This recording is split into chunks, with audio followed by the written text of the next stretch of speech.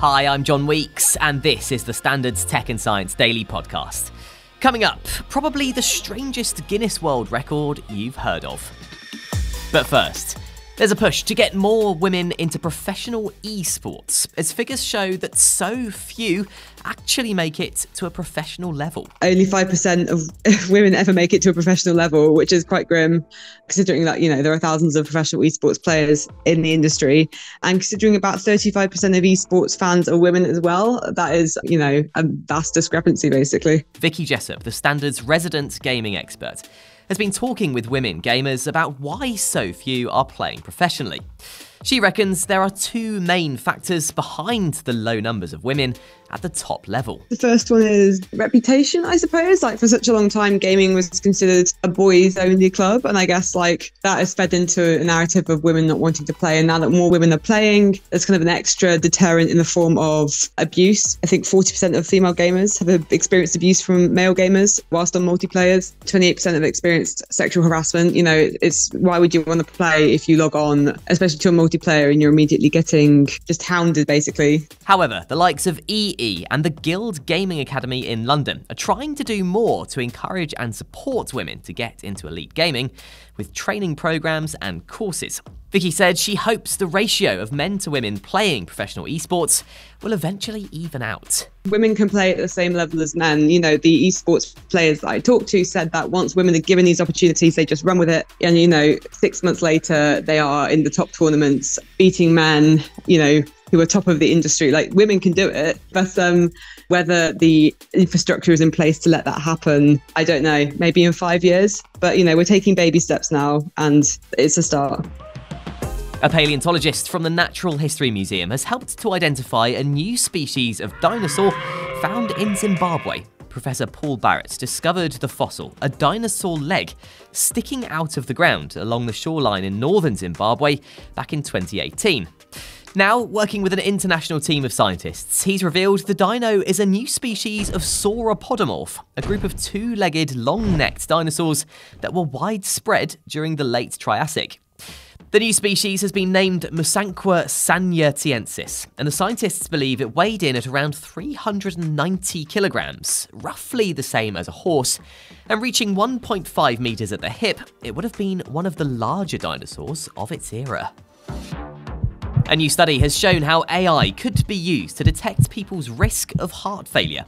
The tech was used by researchers at the University of Dundee's School of Medicine to scan images of the heart to identify patients with heart failure using electronic health records and echocardiography heart scans. AI deep learning was then used to identify anomalies that could increase a patient's risk, and the researchers said this can allow us to streamline the identification of patients with heart failure at scale. They believe the technology could enhance the efficiency and speed of patient selection for clinical trials and improve heart failure surveillance and early diagnosis in hospitals. Now, it appears misinformation is rife online. A study by the Alan Turing Institute found 94% of the people it surveyed said they'd seen misinformation on the web. 72% of those asked said they were comfortable with social media platforms using their own methods to stop the spread of misinformation, but very few knew how they could personally counter such content. The Institute said it's crucial that online platforms provide their users with effective and accessible ways to report misinformation when they see it. Coming up, a new antibiotic that doesn't harm your gut. And we speak to Kew Gardens about possibly the strangest Guinness World Record you've ever heard of. Welcome back. Researchers have developed a new antibiotic that kills bad bacteria but spares healthy gut bacteria.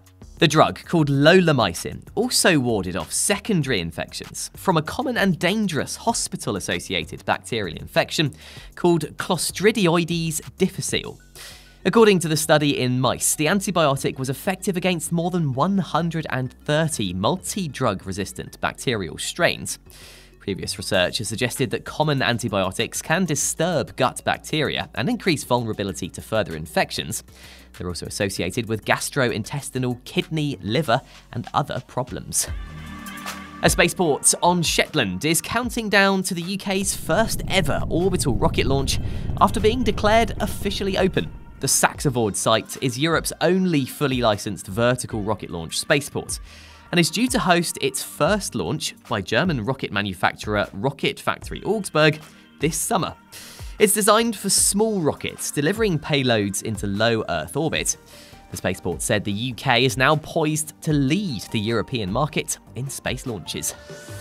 And finally, prepare for one of the strangest Guinness World Records you've ever heard of. A tiny fern has won the prize for having the largest genome of any organism on Earth. Its genome, aka its complete set of genetic information, holds 50 times more DNA than humans, and if stretched out, it would be taller than Big Ben. So, why does this genome hold so much DNA? We don't know the answer yet. We have lots of ideas and we have lots of studies which show that having a big genome is really more of a problem than an asset to a plant. But as to why some do get so big, we haven't got the definitive answer yet. Ilya Leach is a senior research leader at the Royal Botanical Gardens, Kew, who's been researching the New Caledonian fern species. She told us, despite being a Guinness World Record, having such a big genome actually puts the plants at a disadvantage. They are more constrained. They can't be a weed because they grow more slowly. They can't be invasive, again, because they are much slower growers. They are less efficient at photosynthesis. There's a whole host of reasons, as you can see, that having a big genome is more constraining for a plant. Ilya told us she's not confident that this particular record will be broken. I think that we must be at the really upper limits of what's possible from a biological perspective of how does a cell manage to cope with so much DNA. You are up to date. We're back tomorrow afternoon at 1. See you then.